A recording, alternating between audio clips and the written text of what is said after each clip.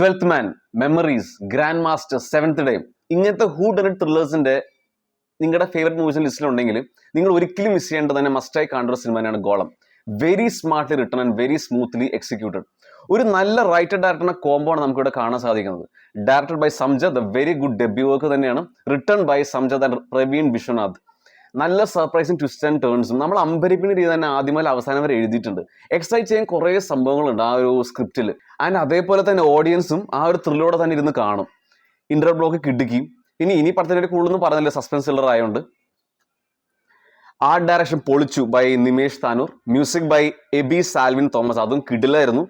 Editing Mahesh Bhuvanan. Cinematography Vijay. Colouring, each and every department അവരുടെ ആ ഒരു ഭാഗ്യം എക്സൽ തന്നെ ചെയ്തിട്ടുണ്ട്.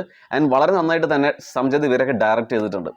ഇനി കമ്മിങ് ബാക്ക് ടു പെർഫോമൻസസ്, എനിക്ക് ആകെ ഒരു നെഗറ്റീവായിട്ട് ഫീൽ ചെയ്ത ഒറ്റ കാര്യം മാത്രമേ ഉള്ളൂ, രഞ്ജിത്ത് സജീവിന്റെ പെർഫോമൻസ് മാത്രമാണ്. ആ ഒരു പോലീസിന്റെ ക്യാരക്ടർ കംപ്ലീറ്റ്ലി അല്ലെങ്കിൽ മര്യാദയ്ക്ക് പുൾ ഓഫ് ചെയ്തിട്ടില്ല എന്ന് തോന്നി. പക്ഷെ എന്നാലും ഇനി ഫ്യൂച്ചർ മൂവീസിലൊക്കെ ബെറ്റർ ആവുമെന്ന് തന്നെ പ്രതീക്ഷിക്കുന്നു. പക്ഷേ വളരെ നല്ല ഒരു സ്ക്രിപ്റ്റും നല്ലൊരു ഡയറക്ഷൻ ഉള്ളതുകൊണ്ട് നമുക്ക് ഈ ഒരു നെഗറ്റീവ് അത് വലിയൊരു കാര്യമായിട്ട് നമുക്ക് ഫീൽ ചെയ്യില്ല. വേറെയും കുറെ പുതുമുഖ ആക്ടേഴ്സും, ചിന്നു ചാന്ദിനിയും, അലൻ സിയർ, ദിലീഷ് പോത്തൻ, സണ്ണി വീൻ, സിദ്ദിഖ്, ഇവരെല്ലാം നന്നായിട്ട് അഭിനയിച്ചിട്ടുണ്ട്. പിന്നെ എൻ്റെ ഫ്രണ്ട് അക്ഷയ് ദീപക്കാണ് ഈ ഒരു വണ്ടർഫുൾ വർക്കിന്റെ അസിസ്റ്റന്റ് ഡയറക്ടർ. ഇനിയും അവന്റെ ഫ്യൂച്ചർ വെഞ്ചേഴ്സിന്റെ ഓൾ ദ ബെസ്റ്റ്. പിന്നെ സസ്പെൻസ് ത്രില്ലേഴ്സ് മൂവീസിന്റെ ഫാൻ ആണെങ്കിൽ ധൈര്യമായി ടിക്കറ്റ് എടുത്ത് കാണാൻ, ഒരിക്കലും ഡിസപ്പോയിന്റഡ് ആവില്ല.